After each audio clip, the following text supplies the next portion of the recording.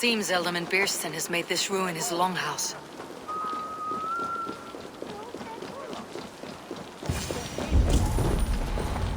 Why is my cup empty? Perhaps because you have drunk the barrel dry? Damn Biersten. His household is as poorly run as his lands. Estrid is a good wife. Far better than he deserves. You would say that, Adrian. Your wife acts like a sow in a skirt. My sweater runner's a worthy woman, you coxcomb. But she's an excellent cook. With a fine nose for truffles. If Biersten does not return soon, wine will not be the only thing spilled upon his floors. Now, gentlemen, everyone is fractious with this waiting. Let us be civil at least. Lord, Ah, a heroic-looking Dane in our midst. I am looking for Biersten, the Ealdorman of this shire. Our lord is not at home, but his wife is receiving visitors upstairs, in her usual fashion. If you speak with her, pass on that we've run out of ale.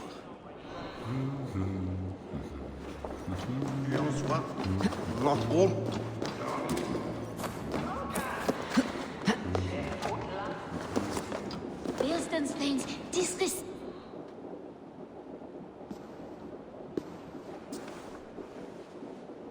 You! Gods will come at one cry from me! Sheathe your blade, lady. I am Eivor of the Raven clan, here at your husband's request. Another Dane. I am Estrid, wife of the Lord of Essex. As you may have heard, my lord is not at home. If he is away, I will speak to you. Oh, that you could, Eivor. For I am sure this hall would shake with our merry wit. But your accord must be reached with him. You do not strike me as a meek Saxon wife. Do you yet see an ember of my Frankish fire, Ravenwalker? Perhaps it dances in my eyes? I am weary of rounding up Saxons. Is your husband stolen, drunk, or wayward? He'll be stalking the woodlands today, hunting game and ignoring the vital affairs of Essex. One such affair is why we called for you. If I can find him, I will remind him of his duties. Ah, such would be a miracle. His favorite haunt is southwest of here. The lavender fields there attract the prey, God help him. With luck he hasn't been eaten, but I will return either way.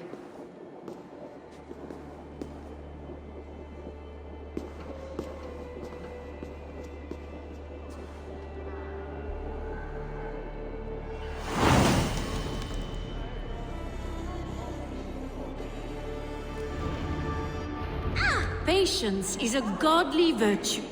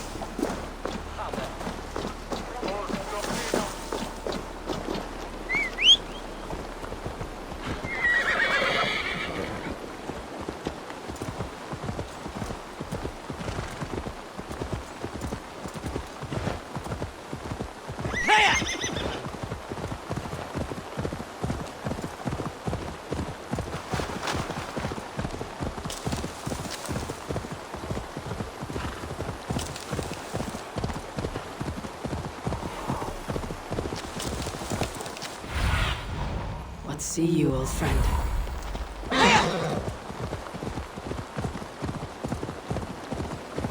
Hunting is a fine sport, but I hope the Ealdorman has not become the prey. No good comes from a camp this bloody.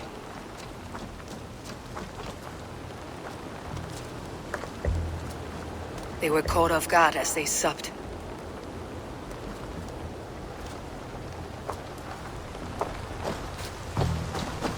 The remains of the hunting party.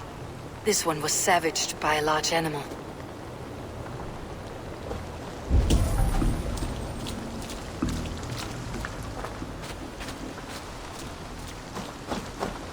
They were attacked by a beast.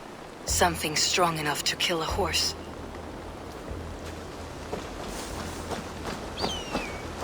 some large prey left these tracks in the grass.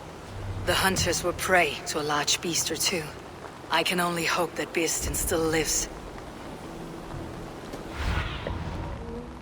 Wings.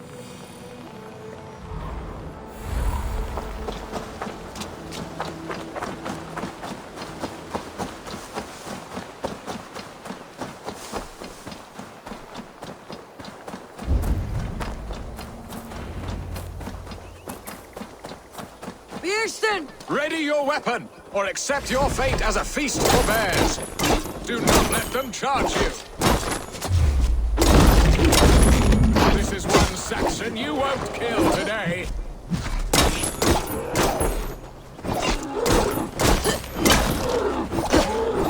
Ha! Well fought, friend. I would not have survived this ambush without you. You have my gratitude to stumble upon me in my moment of greatest peril.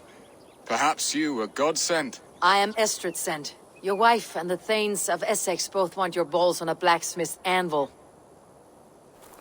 When do they not? You could return and report that the savage Claw took me. Poor Beerstan, his exit pursued by a bear. And make the beast Lord of Essex in your stead. No doubt my Estrid would prefer his velvet paws to my calloused hands. So, who are you? A sellsword?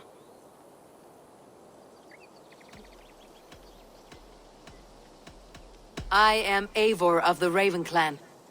You hinted at an alliance for the loan of my unique talents. Blood, yes. Let us return to Colchester at once, and we'll speak more of the delicate matter on my mind. I'm glad you answered my summons. I did not expect such a skilled fighter. It's good I came when I did. You lost many men on this hunt. Good men, all. They will have the proper rights, and their families will be cared for. Your people sacrificed much for your sport. They did. There is no balm for my tortured heart. Why did you ask me here? Do you believe in true love, Eivor? I have loved. But have you truly?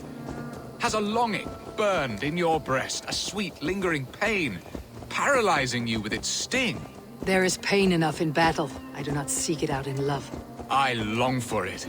The thrill of a fight softly won. My wife Estrid lacks fire. She is a fish out of water, cold and dead. She showed great passion when I met her, keeping your things in check. Oh, they love her, it is true. Some with too much devotion. And I have not been a good and attentive husband. I have always been a plucked goose in matters of love. And a piss-poor ruler to boot. Strong must be the hand that steers the ship, Beastin. My hand would rather tug the catgut of a well-crafted bow. My eyes narrowing at the sight of prey. Aye, a crown sits heavy on the head. Then let us run wild and free in the woods as the wolves do. Live on our wits, prowl and stalk and feast. You have a romantic way about you, Beastin. Do not fret. My guards will not worry you when we are together. You must mark me if you think I'm capable of worry. Have you built your city in the ruins of another? No, these builders are lost to the annals of time. Far advanced of the Saxon hovels of Wattle and Daub. I have ambition to build a great palace myself, with mosaics and balmy courtyards. What stops you? That which stops all but the most creative minds. Coin, imagination, talent. And your people? Is Essex happy? That is a question I never really pondered. I suppose they are. I hope they are. Alfred believes I rule like a chickless hen, flapping and squawking over nothing but the farmer's dinner. He interferes. No, he disapproves. Is that not infinitely worse? But look, we are nearing my hall. I must face the wolves at my door before we discuss your favor to Essex, Eivor. It may be I can speed your business along.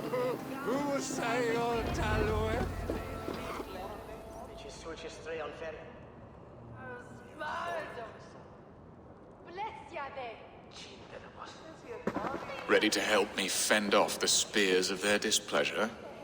Let them speak their woes. I'll advise you if I can. Who is this owl, Bearston, that twitters in your ear? An advisor, nothing more. Here to help Essex navigate her brewing storms. Now, my dear brethren, Adrid, perhaps you will start us off. What troubles you? You're a disgrace, Beerstan. Couldn't get a sow pissed in an alehouse.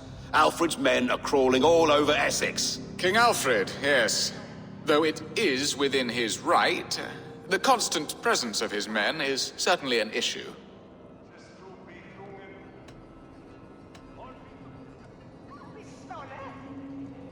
When the months are coldest, the mistletoe is full grown, cloaked in her winter strength. Meaning that we should weather this? Stay strong? Yes, that's it. Not bend in the wind like stalks of wheat. And you, Wyatt, what do you say? Your preparations for the Lammas festival. How can you think of spending so much coin when your people are starving?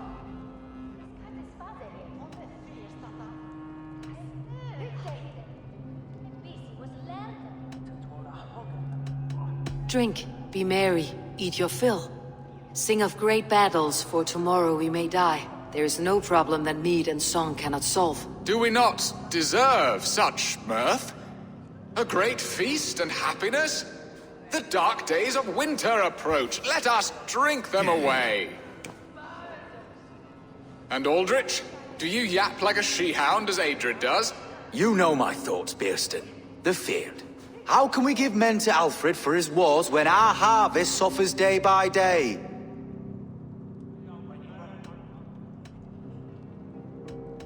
Refuse to send your men. Let Alfred's people die for his hopeless cause against the Norse. Then we refuse. Refuse our king? Has madness taken your wits, Bearston? There. Have I not answered all your questions? You are a stain on this shire, Bearstan. Useless. Useless. That's right. Yet still you haunt my hall. Be gone. I haven't time for your squabbling.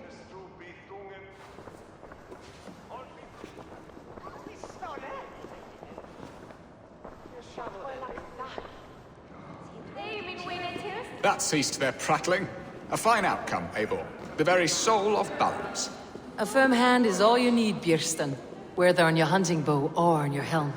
All this talk of hunting makes me long for the woods. Your wife awaits, Björsten. Are you not worried some other man will drench your sheets with his sweat? Ha! She does as she must. As do I. But you will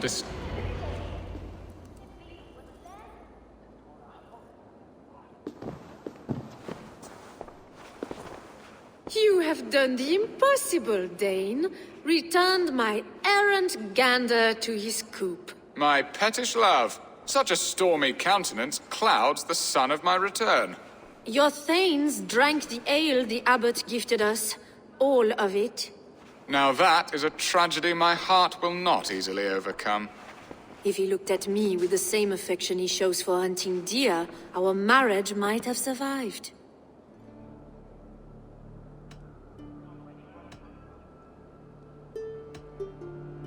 So, what do you need of me? Our affairs are more of heart than of state, Eivor. What little passion there was between us faded into bickering long ago. We would have our freedom, Eivor. I from my wife, and my wife from Essex. I am too sharp a weapon for so soft a task. Why not part and be done with it? Oh, were I a Dane, and divorce as simple as a slit throat. But it's not so easy as that.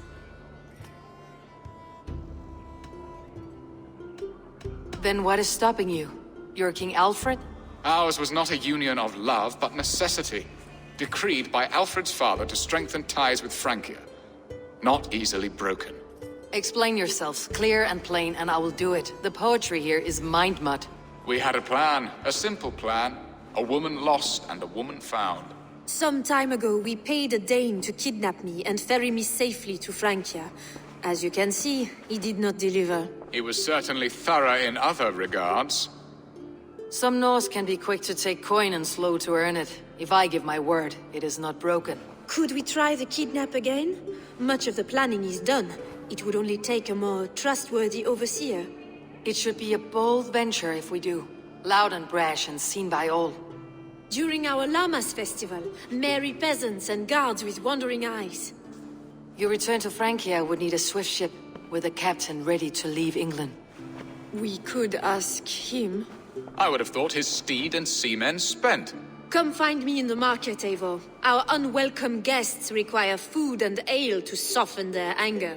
My wife is a gracious and attentive host, Eivor. The only thing that keeps my braying thanes at bay. And the woman found? A darling Maybud, Alvida, my childhood sweetheart. I left her 20 years ago in Malden to marry my prickled pear. 20 years. Can an ember so cold be reignited? We can hope.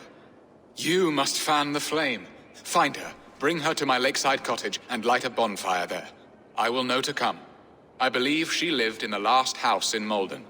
A small, sweet place where fond memories were made. I will do as you both ask, and ask Freya for success in this love game. Good luck in your endeavors, Eivor. I pray you find my Alvida with a fair face and a yearning heart. Now, should I look for Alvida first, or meet with Estrid at the marketplace?